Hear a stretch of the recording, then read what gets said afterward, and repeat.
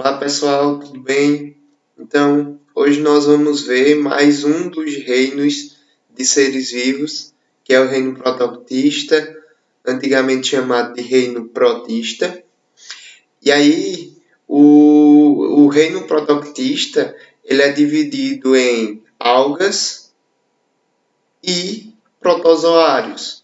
Hoje, nessa aula em específico, nós vamos ver as algas, tá certo? De antemão, eu queria falar para vocês que dentro do reino protoctista nós vamos ter organismos que são unicelulares, ou seja, aqueles que possuem apenas uma célula, e nós vamos ter alguns organismos que são pluricelulares, ou seja, possuem mais de uma célula. Esses organismos pluricelulares não formam tecido. E é por isso que uma das classificações que a gente vai ver mais na frente de algas verdes, né, se separou um dia do reino das plantas, tá? Porque elas não possuem um tecido verdadeiro, ok? Esses organismos, eles são eucariotos. Isso significa dizer que eles possuem um envoltório nuclear, tá? Um envoltório que delimita ali o núcleo, e esse envoltório nuclear é denominado de carioteca, ok? Esses organismos, eles também são autótrofos, quando eles conseguem sintetizar o seu próprio alimento, ou também heterotróficos. Nós temos alguns organismos heterotróficos, como é o caso dos protozoários, tá? Que vão ter uma outra fonte de alimento. Eles necessitam de uma fonte de alimento para conseguir se nutrir. Então, quando a gente fala de algas, que é o assunto da aula de hoje, né, nós vamos falar de organismos que são uni- e pluricelulares, eucariotos, tá? E autotróficos. Nós vamos ver mais na frente na classificação que algumas algas, elas unicelulares principalmente, elas vão se comportar também como heterotróficas, né? Se alimentando ali de alguns micro-organismos, algumas bactérias, por exemplo, como fonte de nutrientes secundários, tá? Então é como se fosse uma forma além da necessidade delas, ok? Então, basicamente, nós vamos ter dentro do filo protoctista de 27 a 36 mil espécies identificadas, sendo que 1/3 dessas espécies vão estar em ambientes marinhos, tá? Isso é muito importante, porque parte dessas algas que formam ali, que estão no ambiente marinho, elas fazem parte do que nós chamamos de fitoplâncton. E esse fitoplâncton ele vai ter uma função muito importante nos ecossistemas, tanto terrestres quanto aquáticos, que é a produção ali de oxigênio, tá? Então a gente sabe que o pulmão do mundo, a gente consegue saber já disso, que o pulmão do mundo hoje não é mais a Amazônia, e sim os oceanos. Primeiro, porque nós temos ali cerca de 2/3 de água, né? A superfície do meu planeta é 2/3 compostos por água, tá? Então, existe muito mais organismos fotossintetizantes no fitoplâncton do que na própria floresta amazônica. Okay? Essas algas, quando unicelulares, vão formar principalmente o fitoplâncton, né, que vai estar ali na superfície das águas, principalmente de águas mais quentes, ali na região da linha do Equador e próximo ali das zonas temperadas. Nós vamos ter uma boa quantidade de fitoplâncton. E esse fitoplâncton ele vai possuir formas, características extremamente variadas, como vocês podem ver na imagem acima. Já as algas que são pluricelulares, elas aparentam muitas vezes com plantas, tá? Então elas vão possuir um talo, também chamado de estípes, e lâminas, que mais vão parecer com folhas, tá? Então a gente pode traduzir esse talo como um caule de uma planta, né? E só lembrando que algas, mesmo pluricelulares, não estão classificadas no reino Plantae, tá? Elas saíram há muito tempo porque não possuem um tecido verdadeiro, certo? E essas lâminas que mais parecem folhas vão ser também partes da estrutura dessas algas que são pluricelulares. Quando a gente vai para a classificação, nós temos basicamente 7 filos dentro que a gente pode organizar como alga.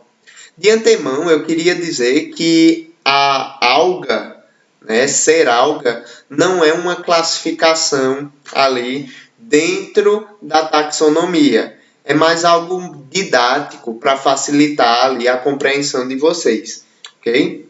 Então, o primeiro filo dentro das algas é o filo Chlorophyta, que é formado pelas algas verdes. Essas algas verdes elas podem ser tanto unicelulares quanto pluricelulares e elas podem compor os ambientes marinhos, tá? Então é muito comum nós vermos em ambientes marinhos algas, mas também elas podem compor os ambientes de água doce e também ambientes úmidos.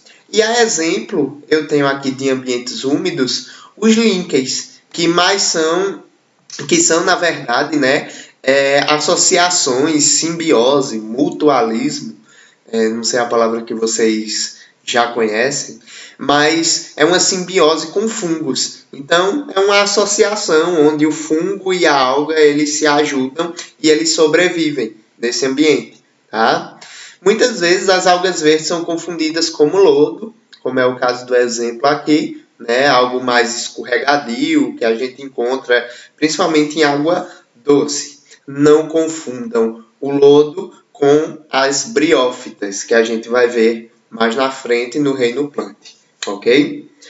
Essas algas verdes, por muito tempo, principalmente as pluricelulares, elas eram classificadas dentro do reino Plantae, ou seja, elas eram plantas, tá?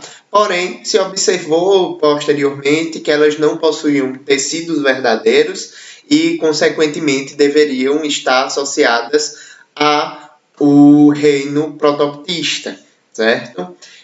Porém, pela similaridade, apesar de mais simples do que uma planta, né, pela similaridade com a clorofila e com a estrutura dessas algas, né, alguns taxonomistas eles mantêm um vínculo evolutivo entre algas e as demais e as plantas, ok? O segundo filo que a gente vai ver é o filo Bacillariophyta, que vai compor ali as diatomáceas. Esses organismos eles são unicelulares, a maioria possui ali um hábitat marinho, certo? Porém, nós temos algumas espécies de água doce, algumas espécies ducícolas. É um dos filos que mais tem espécies registradas e eles são importantíssimos no fitoplâncton.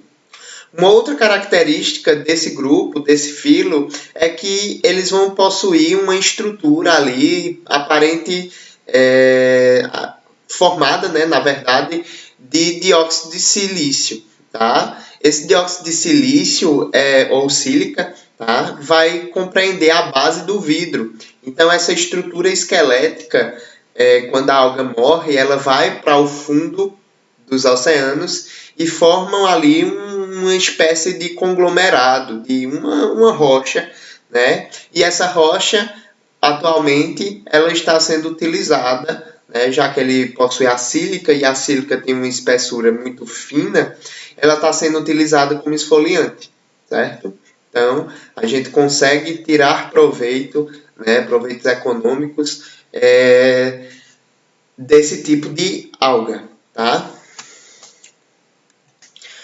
Um outro filo, um outro grupo é o filo Chrysophyta, né, ou também chamada de algas douradas, lógico pela característica de coloração desses indivíduos em microscópio, certo? Eles são organismos que são unicelulares, Alguns formam colônias, né, que é agrupamentos ali dessas células, e até mesmo filamentos. Então, eles conseguem formar uma colônia filamentosa, que é aparentemente observada macroscopicamente, certo? Esses organismos eles são fotossintetizantes, porém, se houver necessidade, eles conseguem adquirir nutrientes englobando bactérias, certo? Então, eles conseguem ser heterotróficas de forma mais secundária. Eles vão povoar ambientes marinhos mais frios, né? E também ambientes de água doce. E são importantíssimos também para a formação do fitoplâncton, certo? Um outro filo é o filo das feiófitas ou algas pardas, certo? A maioria são pluricelulares, tá? E formam uma estrutura nos oceanos chamada de sargassos. Então é um aglomerado de algas, né, que muitas vezes ficam ali no litoral, na praia, certo? E também podem ficar em regiões ali de encontro de águas, certo? Como, por exemplo, no Mar de Sargassos. Tá? Então, muitas vezes, os navegantes passavam por regiões onde existia muito sargaço e aí denominaram essa área, né, restrita ali de Mar de Sargassos. A maioria das fiófitas, elas são marinhas, na verdade, quase todas elas, as algas pardas, são marinhas. Tá? O filo Rhodophyta compreende as algas vermelhas. A maioria também vai ser pluricelular, pouquíssimas desses indivíduos vão ser unicelulares. Eles estão compreendidos, encontrados dentro do ambiente marinho, mas também existem algumas espécies de ambiente dulcícola, de água doce, certo?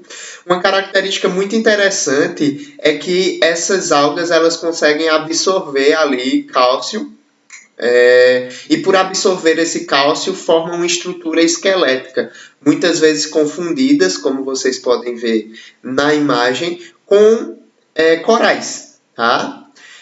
Outra característica interessante é que essas algas elas podem se fixar tanto em outras algas quanto em próprios corais.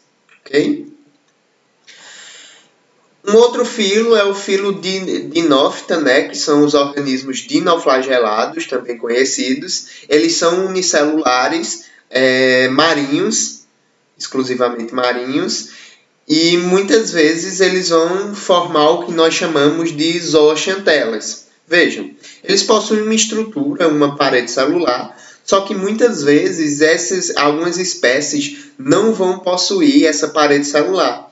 E para se proteger, eles ficam em simbiose, em mutualismo, tá? Com outras espécies, tanto de protozoários, mas também de alguns animais, como próprios crinidários ou esponjas. Tá? E aí eles contribuem ali para o desenvolvimento do outro indivíduo sem causar prejuízo algum, somente para se proteger. Essa simbiose é chamada de zooxantela. Tá? Esses organismos eles são autótrofos, mas eles também podem se comportar de forma heterotrófica, certo? E aí, se vocês já esqueceram o que é um autótrofo e um heterótrofo, vocês voltam ao início da aula, onde eu falo um pouquinho sobre isso, certo? Uma característica dos dinoflagelados, e que inclusive dá o nome a esse filo, é que eles vão possuir 2 flagelos, certo? E muitas vezes esses indivíduos eles se locomovem com um processo de rotação, já que eles possuem 2 flagelos e um flagelo sempre será transversal e o outro longitudinal. Quando os 2 flagelos batem, dá um aspecto de giro e movimento a esses indivíduos. Algo muito interessante em relação aos dinoflagelados é que eles podem fornecer para a gente uma biofluorescência ou uma bioluminescência, né? Principalmente esse gênero, que é o gênero Noctiluca, tá? E, basicamente, a proliferação desses dinoflagelados nas marés, né, vão executar essa fluorescência e vão iluminar ali as ondas. Tá? É algo que acontece algumas vezes no ano em áreas isoladas, em áreas mais restritas. Ok? Uma outra coisa muito interessante que é observado nos dinoflagelados são a ação de algumas pirrófitas, como é o caso da maré vermelha, certo? Em algumas épocas do ano, principalmente em zonas mais quentes, né, algumas algas pirrófitas elas se proliferam e liberam essa pigmentação. Na verdade, essa pigmentação é uma toxina, né? Liberam-se toxinas e pode causar ali a morte de alguns peixes, por exemplo.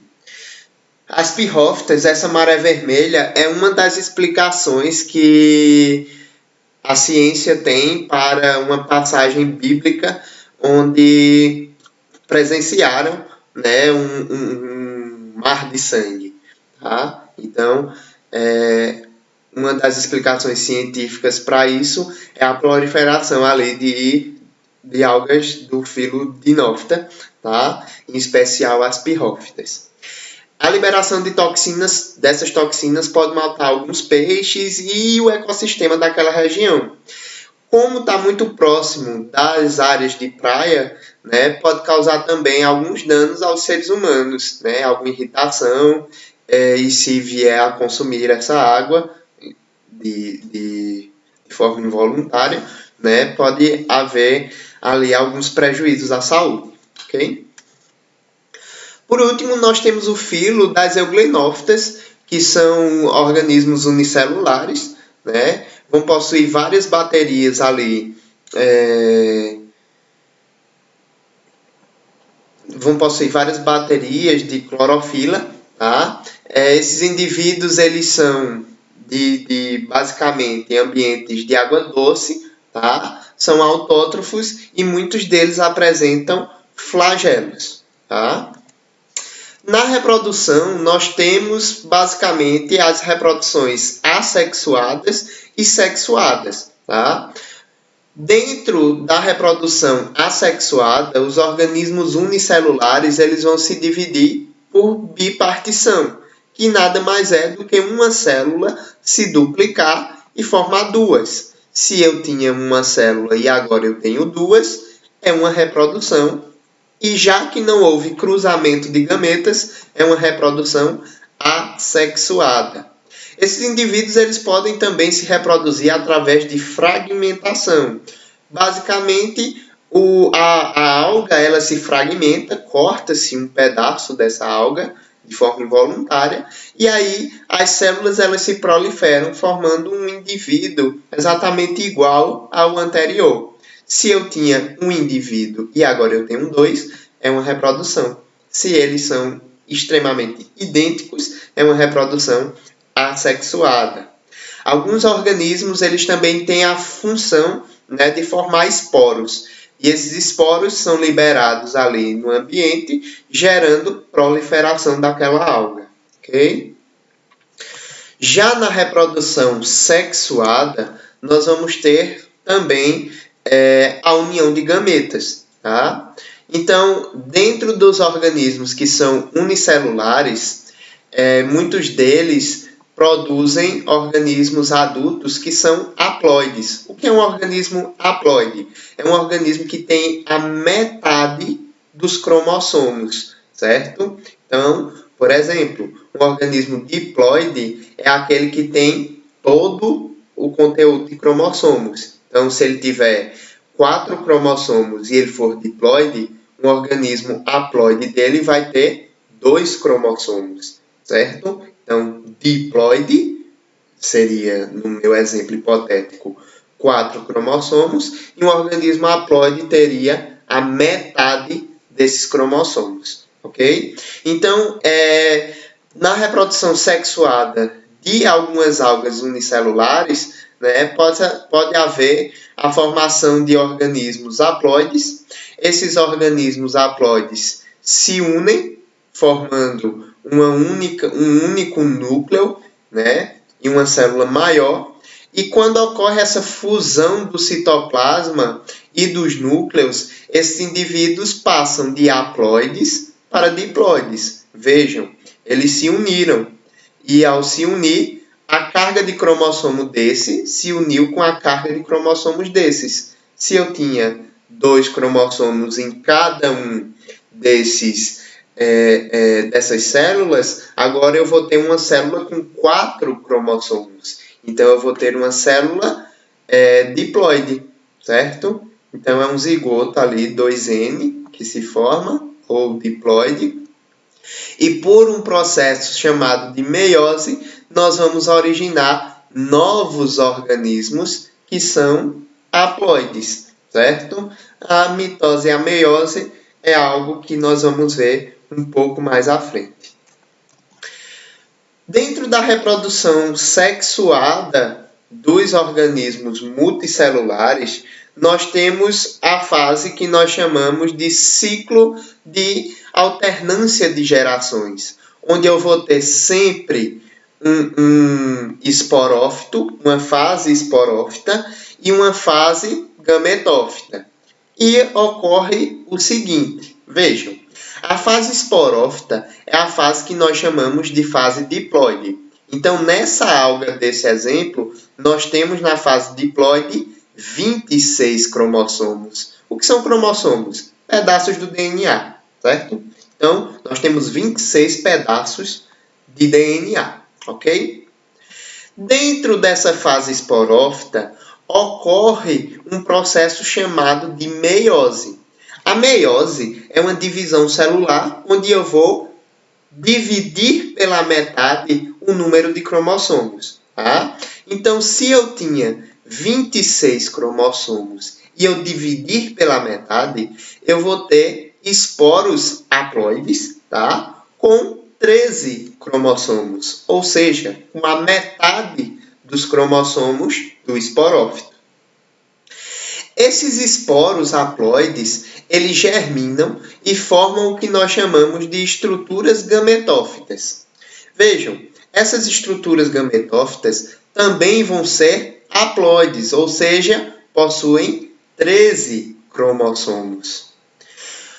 O legal dessa fase é que esses gametófitos vão produzir gametas masculinos e femininos, tá?